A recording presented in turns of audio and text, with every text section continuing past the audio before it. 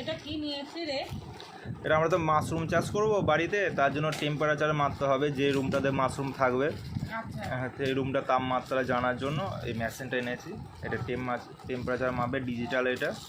এবং অনলাইনে কেনা হয়েছে? হ্যাঁ, ঠিক আছে। এবার সেই রুমটার যে এটা দরকারি জিনিস। হিউমিডিটি মানে বায়ুতে জলীয় বাষ্পের পরিমাণ কত আছে সব জানা যাবে। দেখাচ্ছি। আর তুমি এটা খোলো, এটা ভালো করে। এই যে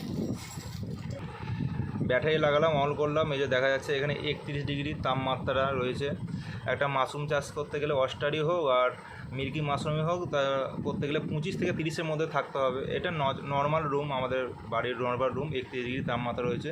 যখন আমরা মাশরুম চাষ করব তখন এটা 25 থেকে 30-এর মধ্যে রাখতে হবে। আর এটা হিউমিডিটি, এই যে লেখা আছে হিউমিডিটি ক্লক, ঠিক আছে। আর টেম্পারেচার রয়েছে।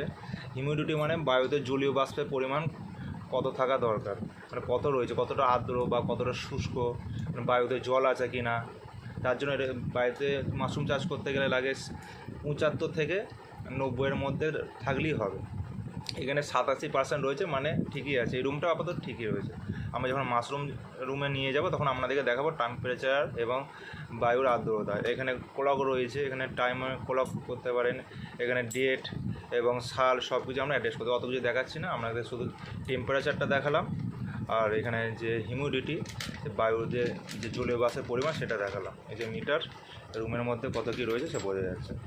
তো থ্যাংক ইউ। ভিডিও যদি ভালো লাগে সাবস্ক্রাইব করবেন, লাইক করবেন। ধন্যবাদ।